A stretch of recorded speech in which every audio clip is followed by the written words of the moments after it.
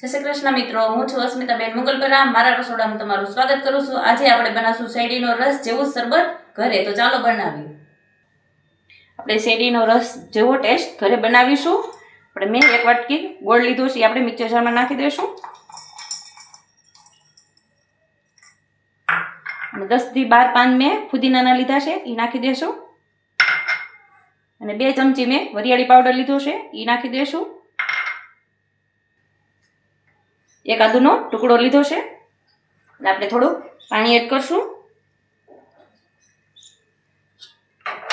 અને બધું સરસ રીતે પીસી લેશું. આપણે પીસીને તૈયાર કરી લીધું છે એકદમ સરસ. હવે આપણે 4 થી 5 ગ્લાસ આપણે પાણીના લીધા છે, એમાં નાખી દેશું આપણે પીસેલું.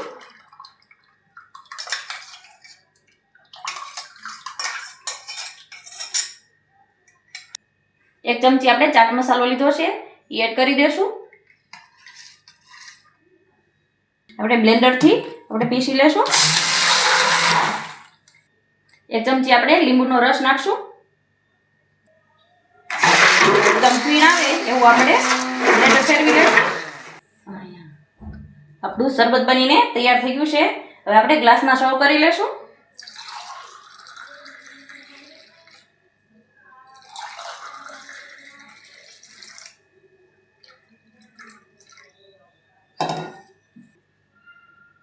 શેરડીનો રસ જેવો ટેસ્ટ આપણે ઘરે બનીને તૈયાર થઈ ગયો છે. જો મારો વિડીયો તમને ગમ્યો હોય તો વિડીયોને લાઈક કરજો, શેર કરજો અને સબસ્ક્રાઈબ કરજો. અને મારા વિડીયો જોતા રહેજો.